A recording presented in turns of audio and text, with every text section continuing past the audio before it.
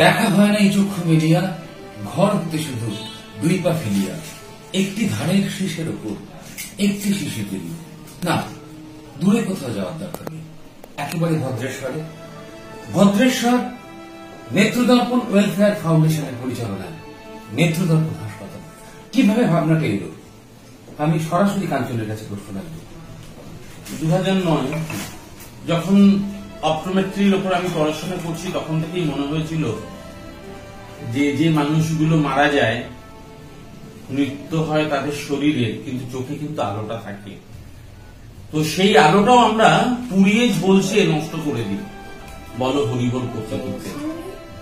কিন্তু আমরা দেখেছি দৃষ্টিহীন মানুষগুলোকে, যাদের চোখে ওই মৃত পরিজনের, মৃত মানুষগুলোর চোখ যদি আমরা বসাতে পারি, আলো আসে।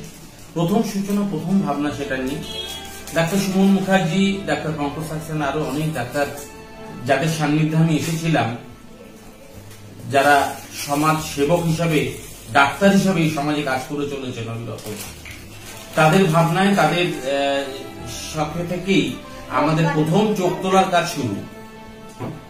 সেই চোখ তোলার পরবর্তীকালে আরো কিছু কাজকর্মের ভাবনা আসে।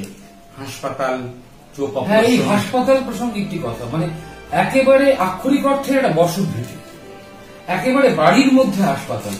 এটা একটা অভিনব, যে এটা এই ভাবনাটা কি করে এলো, মানে এই দুঃসাহস কি করে এলো, একটু নিয়ে আমি কাঞ্চনের কাছে জানবো। কাঞ্চন চট্টোপাধ্যায় নেত্রদর্পণ হাসপাতাল এবং নেত্রদর্পণ ওয়েলফেয়ার অর্গানাইজেশনের একেবারে কান্ডারি অর্থে যেটা বোঝায়, একেবারে উনি একা হাতে অনেক লোককে নিয়ে দাঁড় বাইছেন, একই সঙ্গে হালো বাইছেন।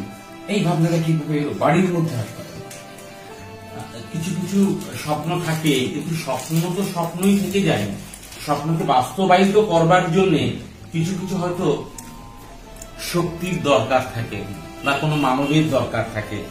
অলৌকিক ভাবে আমি বলবো যে সত্যি এই বসত বাড়িতে সেই মানুষটির আগমন হয়েছিল, যে মানুষটি আমার স্বপ্ন তার মধ্যে নিশ্চয়ই ছিল, যেটা আমি বাস্তবায়িত করতে পারছিলাম না অনেক বছর ধরে। বিভিন্ন দ্বারে দৌড়ে ঘুরেও উনি আমার বাড়িতে এসে একদিন বলল, স্বপ্নটা আছে না, হসপিটালটা করতে হবে এ বাড়িতেই। আমার তা কি করে সম্ভব? বললো না, করতে হবে। আমার হসপিটাল করতে গেলে তো অনেক কিছু লাগে, মাইক্রোস্কোপ, যেটা অনেক দামি, ফেকো মেশিন গরিবরা পায় না, বড় বড় হসপিটালে ফেকো যা যন্ত্রপাতি সেখানে থাকে, আমাদের তো এখানে আমি আনলো কি করে? গরিবদের এই সার্ভিসটা দিতে চাই। বললো আমি যদি দিই, আমি যদি ইনস্ট্রুমেন্ট গুলো দিই, তাহলে তো হবে, তাহলে স্বপ্নকে তো বাস্তবায়িত করা যাবে। ওনার নামটা কি একটু আমাদের বিদ্যুৎ ভট্টাচার্য মহাশয়, তো তিনি একজন WBCS অফিসার। তিনি আমাকে 2009 থেকে দেখেছেন, কখনো জঙ্গলমহল, কখনো আমরা সুন্দরবনে গেছি। সেখানকার একদম নিঃস্ব গরিব মানুষগুলোকে আমাদের অর্গানাইজেশন এবং মেডিকেল কলেজের যৌথভাবে আমরা সেই মানুষগুলোকে মেডিকেল কলেজে এনে চোখের অপারেশন করে দিয়েছিলাম। তার মানে আক্ষরিক অর্থে এই স্বপ্নের ভগবান যাকে বলে বিদ্যুৎ, তো তার কন্যা কৌশানী পৃথিবীতে এসেছিল, আছে নেই।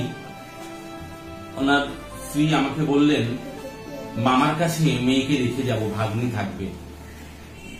কৌশানী ছিল অত্যন্ত একজন মেধাবী একটি মেয়ে। 12 পড়তে পড়তেই সে হারিয়ে যায় পৃথিবী থেকে অজানার দেশে। তারই স্মৃতিতে আমি তখনই বলে রাখি যে কৌশানী স্মৃতি আলোক কক্ষ, অপারেশন থিয়েটারে যে মাইক্রোস্কোপ থাকবে, যে আলো জ্বলার মধ্যে দিয়ে একজন সার্জন অপারেশন করে, তার সূক্ষ্ম অপারেশনটা করে আলো দেখায়, সেই মাইক্রোস্কোপের যে আলো, সেটাই কৌশানী স্মৃতি আলোক কক্ষ। সেই নামে আমাদের সেই অপারেশন থিয়েটার, আমাদের সেই হসপিটাল, এই বসত ভিটেটাই আমরা স্বপ্নের মধ্যে দিয়ে তখনই আমরা ভেবে নিলাম কোথায় অপারেশন থিয়েটার, কোথায় ওপিডি। আজকে আমি ওপিডিতে কথা বলছি, এবং আরো যারা ডাক্তার যাদের সান্নিধ্যে ছিলাম তারা সহযোগিতা করেছে অনেক সুমনোদ্যোগী, যাদের আর্থিক, মানসিক, শারীরিক সমস্ত কিছু দিয়ে আমাকে তারা সেই জায়গাটা দিয়েছেন। কোভিডের সময় আমরা প্রায় এই জেলার হাইয়েস্ট অপারেশন করে দিয়েছিলাম আরবান এরিয়ায়। তখন আমাদের হসপিটাল ছিল না, আমাদের দুটো ট্যাগ হসপিটাল ছিল। সেই হসপিটালের মধ্যে কিন্তু আমাদের বেস হসপিটাল ছিল না, অনেক প্রতিবন্ধকতা তৈরি হচ্ছিল। সেই প্রতিবন্ধকতাও দূর হয়ে গেল কোন এক অলৌকিক জাদুর মন্ত্রে, এটাই বলতে পারি। আজ পর্যন্ত বাকিটুকু আমরা পরে অবশ্যই দেখাবো। নেত্রদর্পণ হাসপাতাল, নেত্রদর্পণ ওয়েলফেয়ার অর্গানাইজেশন কি কাজ করছে সব আমরা দেখাবো আগামী দিন। ভালো থাকবেন, ভালো রাখবেন। শুভ রাখি বন্ধন। নমস্কার সকলের কাছে আমাদের।